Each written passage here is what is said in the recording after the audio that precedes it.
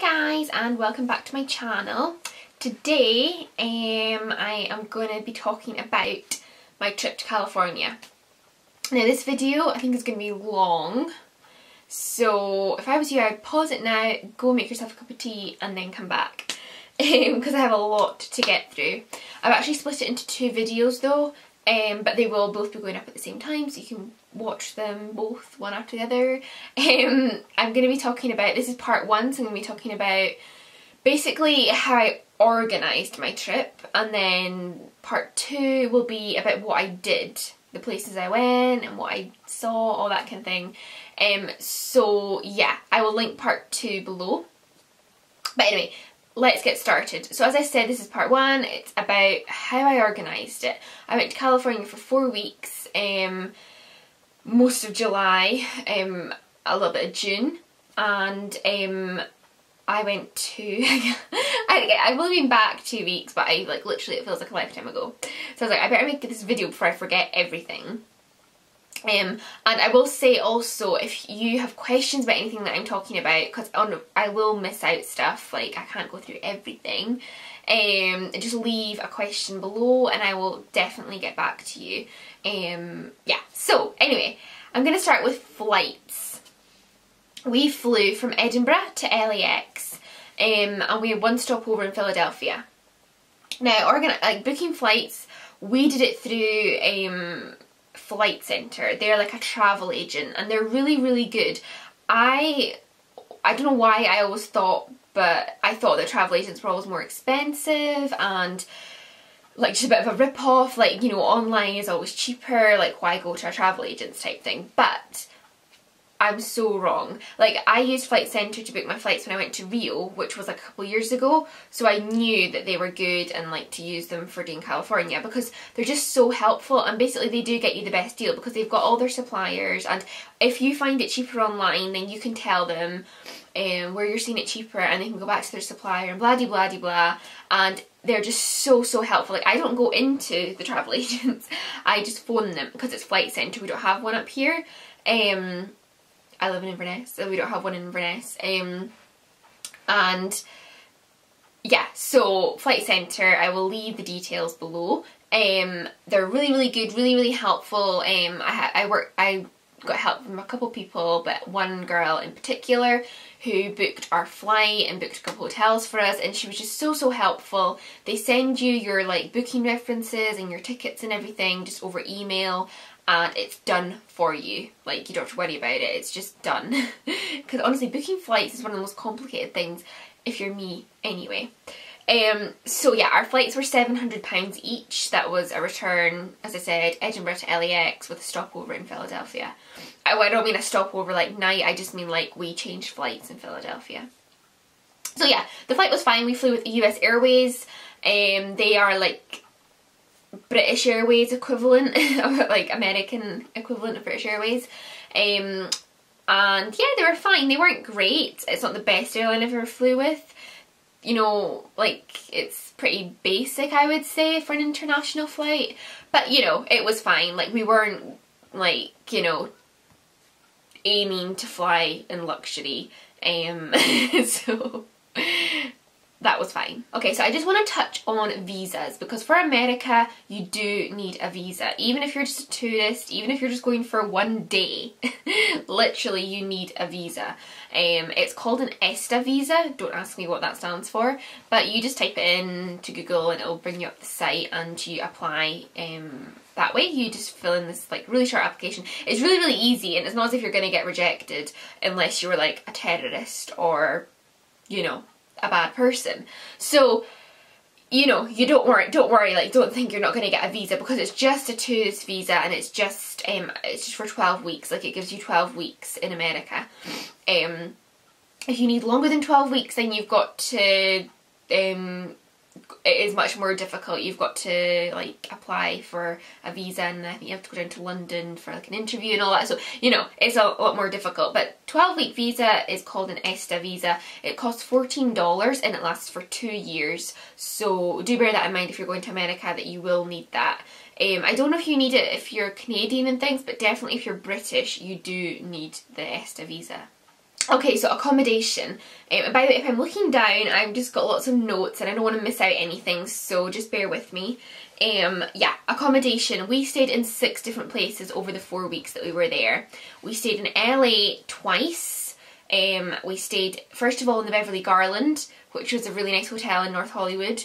We booked that through Flight Centre, so the girl at Flight Centre found the hotel for me. I basically told her what our budget was and, you know, the kind of place we want to stay, because you don't want to stay somewhere dodgy in LA. That's the thing. Like, it is expensive. Accommodation is quite expensive in LA, but you really don't want to go cheap and stay somewhere dodgy, because there are dangerous parts of LA. So you want to be in a nice area. So Beverly Garland was, I think it was like £700 for 6 nights. So, you know, it was quite pricey. We obviously, you know, you share that. I shared that with Gemma, like that, because it's 1 room, 2 people. So you do the maths. But yeah, so we booked Beverly Garland through Flight Centre. Then when we went back to LA, we stayed in Beverly Hills and we stayed in an apartment, and that was done through Airbnb. Now I'll touch on Airbnb in a sec. But yeah, so we stayed there and then we went to up the Pacific Coast Highway, and we spent 1 night going up the kind of coast to San Francisco. And we stayed in Morro Bay, which is like a really kind of sleepy old town. It's not got too much there, but it's really, really sweet, and it's on the coast and it's absolutely stunning. Like, the Pacific Coast Highway is one of the nicest roads that you can drive in the world. It's just so scenic, so picturesque, and like, just, it really is breathtakingly beautiful. And if you are in California, you have to do that drive. It's just amazing. So we stayed in Morro Bay, and which was kind of halfway between LA and San Francisco, and we stayed in a motel. So we came from Beverly Garland and it was super nice, and then we were like really, really nervous about staying in this motel, because, you know, you see all the American horror movies that are like really creepy, like, motels that you get stabbed in and stuff. So we were kind of like, and honestly, like, it was such an experience.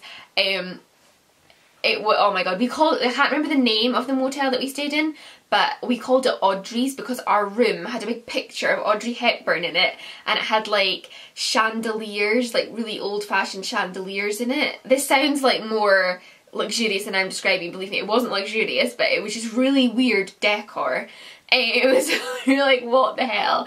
I'll try and insert a clip of what I'm talking about just now, so you guys can see, because it was honestly hilarious. But we only stayed there for 1 night, so it was fine.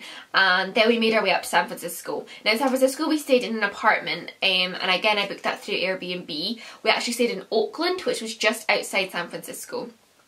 So yeah, I booked that through Airbnb, and it was a gorgeous apartment. Like, it was so, so nice. I'll insert a clip. Just super, super nice. We were actually initially told that Oakland was quite a dodgy area to stay in. Like, we'd already booked it. We were in LA and we were just asking people, oh yeah, like Oakland, talking about it, and they're like, yeah, Oakland's like really dodgy. Like the ghetto. That's what they were describing it, like the ghetto of San Francisco. So we were like, what the hell? But when we got there, it was so, so nice. The neighbourhood was lovely. So, you know, it's like everywhere else. There probably is dodgy parts of Oakland, but where we stayed, it was fine. Okay, so then we went to Las Vegas, and we stayed in Las Vegas for 8 nights, and we stayed in the Venetian Hotel. Oh my lord, like the nicest hotel I've ever stayed at in my life, like hands down. It is so luxurious. It's like Italian themed, so it has like gondolas actually running through the hotel. I know, like insane. Our room, we stayed in like the most basic room. It's called the luxury suite, and that is literally the most basic room that you can get there, and it is out of this world. Like, I will again show you a photo of it. It's like you've got your bed, and then you've got this amazing bathroom, which actually is a separate room just for the toilet. It's got like double sink, a marble bath and shower. Then you have like your living area. You have 2 flat screen TVs. I mean, in the one hotel room, who needs 2 flat screen TVs? And then we had a really nice view. We were kind of at the front of the hotel, so we were like facing the strip, if you know what I mean. So we had a really, really nice view. It was just insane. Insane. Like, oh, I can't even describe it to you. Like, well, that's just the hotel room, but the actual hotel itself is absolutely huge, and everything is like embellished, and there's just marble and like gold statues everywhere, and big huge chandeliers, and even the lifts are like luxurious. Like honestly, I can't even describe to you. I would 100%, if you go to Vegas, stay at the Venetian, because it's not even that expensive. Like Vegas compared to LA and San Francisco is much cheaper to stay in. And yeah, we said that we were staying there for like 8 nights and it was like £600 or something, which is a lot cheaper than was in LA, and totally worth it. Oh my god, like honestly, I cannot talk to you enough about the Venetian. The best place I've ever stayed in my life, and yeah, like go there now. Venetian, I booked that through Flight Centre, so again it was all taken care of. I just had to pay it over the phone and I got sent the confirmation. Okay, so I went on to San Diego, and this one we booked through booking.com, and we stayed in the Carlton Inn and Suites. That was only for like 4 nights, and we didn't have long enough in San Diego, I don't think. Like I definitely would go back to San Diego. It's a beautiful, beautiful place. And yeah, it's, the Carlton Inn and Suites is very much like the Holiday Inn or something, is that what it's called? Or Travel Lodge? You know what I mean? It's like one of those kind of places. It was nice enough, it really was. Like our room was fine, it was clean. It didn't have like the luxury of the Venetian obviously, but it was fine, and yeah, it was good. And then we went back to LA, and as I said, we stayed in Beverly Hills in an apartment, and I booked that through Airbnb. I'll actually insert a clip of it now because it was stunning. Like, and you would think Beverly Hills would be obviously really mega expensive to stay in, but if you book through Airbnb, it honestly is so much cheaper. And I will just explain to you what Airbnb is. It basically, it allows you to rent apartments and flats all over the world. Like basically you just put in your destination, you put in how many people you're going with, and you put in your budget, and also if you want to like share or if you want to rent the whole apartment. So yeah, and you just like, it does all the searching for you. So we were, we booked it for LA and San Francisco, and basically I put in to like book the whole apartment just because, you know, like we didn't really want to be sharing or whatever, but it doesn't make it any more expensive because they just find you an apartment that's for 2 people. So it worked out so much cheaper than hotels, and the apartments both in Oakland and back in LA and Beverly Hills were so nice. Like honestly, just like really nice apartments, really like modern and clean, and you have more space because you're actually staying in an apartment rather than like a hotel room, and you've got more freedom. You know, you don't need to check in, you don't need to check out, you've got your key, which we actually lost in Oakland. But yes, so you know what I mean, you come and go as you please. It's just, it's so good. Obviously you don't have like the cleaning services of a hotel, like of getting your bed made every day and changed and blah de blah, but like that was fine. Much cheaper than hotels, so I would definitely check out Airbnb. I will leave the link below. So for the rest of this video I want to talk about car hire, because we did hire a car. I would say, because obviously the nature of our road trip was, it was a road trip. It wasn't just a holiday where you stay in one place for the whole time. It was a road trip. We went to all different places for the 4 weeks that we were there. So really I'm totally 100% glad that we got a car because we needed that car. And we booked it through Flight Centre again. They booked it through Alamo Car Hire. And yeah, it was just, it was really, it wasn't, it cost basically, it cost £560 for the 4 weeks, which is not bad at all. But because we're under 25 in America, you have to pay $25 a day because you're under 25, yeah. So it used to be that you couldn't hire a car until you were 25, but they lowered that to 21, and yeah, you have to pay $25 a day. But what we actually didn't understand, or we thought it was per driver, so if both of us were driving we'd have to pay like $50 a day, but that's not actually the case. You can have, I think, as many drivers basically as you want. Like, well, obviously the car can only take 5 people, but it will not, you won't get charged $25 again. So we didn't know that, so I was the person that was driving, but it turned out that Gemma could actually have driven. But it was fine. I really enjoyed the driving. The first night was like the scariest night of my life. We really struggled, and yeah, but I'll get into that a bit later. I first of all just wanted to say though that when you are getting your car hire, be aware of if you are under 25 you will have to pay $25 a day, and there is taxes when you return the car.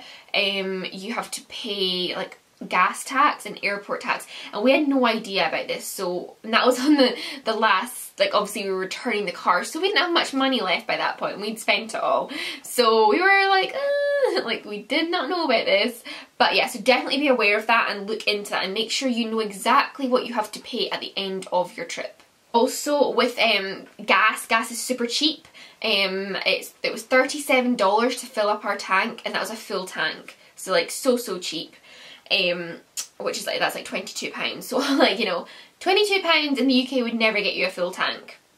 But yeah, we got to choose our car as well. We chose a little Chevrolet Spark, and we chose it because it was small, because in America, like, parking is a little bit insane, or should I say in California anyway, parking was insane. Like, honestly, it's all, I mean, you do get parking lots and like big car parks, but most of them are parking on the street, so you have to do a lot of parallel parking, and you're doing it on a very busy road, so you've got loads of cars coming your way, and you're trying to like get into this space. It is not the easiest thing in the world, but a small car will help you a lot. And Sparky, we named our car Sparky. I will insert a clip of her just now because she's so beautiful and I miss her so much. She was such a good car. Because though she was small, she did have a small engine, so she wasn't the most powerful of cars, and sometimes, you know, you really needed to like put your foot down to actually get her going. But I loved her so much. I loved driving. Like, I honestly cannot like tell you how much I love driving. But yeah, so I did have a few things though, a few like pointers that I hope will help someone going out to drive in America, because these were things that I didn't know and would have been useful to know before I went out there. I just kind of thought, I was so naive, like I didn't really look into the driving that much. Like, people that had been out there before me told me certain things, but it was just a lot different when I actually got there. Like, driving in America is so different to Britain, and I'm just going to go through a few things. First of all, you drive on the right side of the road. But that did not actually bother me at all. But I don't know if that's because I don't drive in the UK. I don't have a car, so I don't drive in the UK. So obviously I'm in cars and they're driving on the left hand side, but I don't know what it was. It just didn't bother me driving on the right. I never once got confused and went to drive on the left. It just didn't bother me. But yeah, things to be aware of. You can turn right on a red. So if the red light, there's only certain times there will be a sign saying no right turn on a red. That will let you know that you can't do it. But most of the time, if there's no sign and the light is red, then you can still turn. Obviously because they're on the right side of the road, that's why. But yeah, they don't have roundabouts either in America. It's all crossroads. So turning left can be tricky, because obviously turning right is fine because you're just like waiting for that to be clear, but turning left can be difficult because you've got a crossroad and you're trying to like get over. So yeah, like, if that made sense. It can be tricky, and that's really what I found difficult the first night. I was just like, how the hell do I turn left? I had like everyone beeping behind me, and that is another thing that I would say is that Americans, Californians, especially in LA, beep a hell of a lot at you. Like, do not take it personally, they just want to beep at you. Like, as soon as that light turns green, you're gonna get beeped at. Like, they're just insane. Like, they just beep at everything. So just don't take it too personally. I did get a lot of road rage, and I beeped myself. I started getting into it. I was like, yeah, beep, beep, beep. But yeah, just like, don't take it too personally. Don't worry about it. Now the freeway is like a beast. It literally is. It has like 5 lanes. I mean, depending what freeway you're on, but especially in LA, they were like huge. 5 lanes on each side, and there is no fast or slow lanes. So cars were just literally going in and out, in and out, and in and out. And that is something I would also say is not just on the freeway, but any roads in America or California. They just go in and out. Like, that was another reason why I struggled the first night so much, because I couldn't get into my lane, and like the GPS was telling me like, turn right at such and such, and it's like, I can't get over to turn right. So it was such a nightmare, but you really quickly get into the way of it, and you just have to go, like, because it's so busy. Obviously here it's not as busy, so you wait till you have a space, it's fine, but there's just constant cars going, so you just like look behind you, and you just have to draw out, and then hopefully they see that you're kind of trying to pull out and they let you go. But yeah, it can be tricky, but I got the hang of it quite quickly. But I would just be aware of it because I had no idea going out there that it was going to be like that. So really be aware of it. Even like YouTube videos of driving in America, driving in California, just to see what it's like, just to see it, you know, visually. So aircon, I would just say though, if you are driving in California, and especially if you're going to drive to Vegas, which is what we did, you're going through like the Nevada desert, so it's super, super hot, and we were in Chevrolet Spark, so it's a small car, small engine, and you're going up, you know, steep roads, and it is hot. I'm like talking like 40 degrees hot, 40 degrees Celsius, that's like 110 Fahrenheit. So it's very, very hot. So I didn't realise this, but turning on your aircon actually makes it worse for your car. I didn't realise, but so turn your aircon off, it actually makes the engine work harder. And if your car's really struggling, you actually have to turn the heating on, which is almost unbearable, I know, it's so bad. Our car was actually okay, like we just, like if it was struggling to go up a hill, we would just turn the aircon off for like 5 minutes, turn it back on, just keep it down low. But it's just something to be aware of because we did pass quite a few cars that had to pull over onto the side of the road because their engine was steaming. So yeah, you don't want that to happen to you. And I would definitely say to get GPS, get sat-nav, because you know, if you don't know the area, even if you do know the area, it's just always just helpful to, you know, be able to like, you know, type in where you're going in it to show you. It did actually get confused in quite a few places, our GPS. I think it was crap, the one they gave us. It kept like, you know, it sent us in a one-way road once, like the wrong way, and it just didn't always recognise streets and stuff. But I mean, most of the time it was fine, and we would not have been able to get from A to B anywhere if we did not have the GPS. And yeah, what I would say is, I would just say to be confident with it, do your research. As I said, the first night we literally thought we were gonna die, and I don't say that lightly. We were like 10 miles away from the airport, our hotel, and it took us 3 hours to get there. Now in LA, it does take a while to drive anywhere, but that was extreme, even for LA. Like we just could not get in, I couldn't get into lane, and I couldn't turn where I was meant to turn, and it was 10 o'clock at night, so it was pitch dark when we were leaving the car hire place. Our lights weren't great on the car, so I really couldn't see where I was going greatly. And then obviously going onto a freeway the first time, like we were just absolutely shitting ourselves. By the time we did get to the hotel, both of us were like soaked in sweat. I literally felt like I'd peed myself.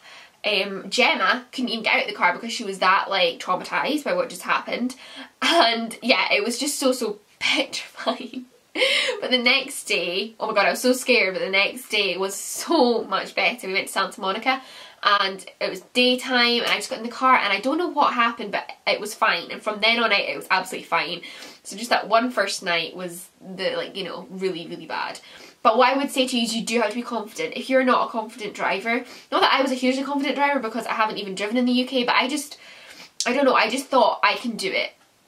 And that's the way you've got to think, because if you're worried and you like always second guess yourself and like, oh, can I get out, can I get out? You can't be like that in driving in that area because it's so busy. You just need to do it. Like, you need to get into lane, you need to be aware of your surroundings. Like, just I know this is all obvious, but I just, after doing it myself, like, I just know so many people that would not have been able to do it because they are like nervous drivers, like they just don't have confidence in themselves or whatever, or driving. And also I would say, obviously in America you drive automatics, it's not manuals, and automatics are so much easier. None of this gear change, you just have like go, brake, reverse. That's it. Or not brake, you have go, reverse and park when you're stopping the car, and obviously you have your handbrake, and then all your pedals is just brake and accelerate. So it's just so easy to actually drive the car, but it's knowing the roads. Just do your research and just know the roads. And yeah, that's it. That's my video of tips for travelling to California. I just feel like I went through that so quick, even though this video is so long, but I probably did miss out loads. As I said, in the next video I'll be going into more detail about what I did in LA, San Francisco, Vegas and San Diego, and like, you know, like the best things to see or whatever. So I will be going into more detail in part 2, which as I said is linked below, and everything I spoke about, visas, accommodation, Airbnb, flight centre, your flight, all the links for stuff like that I will leave below. Any questions, and please let me know. I will do my best to answer them. And yeah, I look forward to seeing you in my next video. Okay, bye guys. Mwah.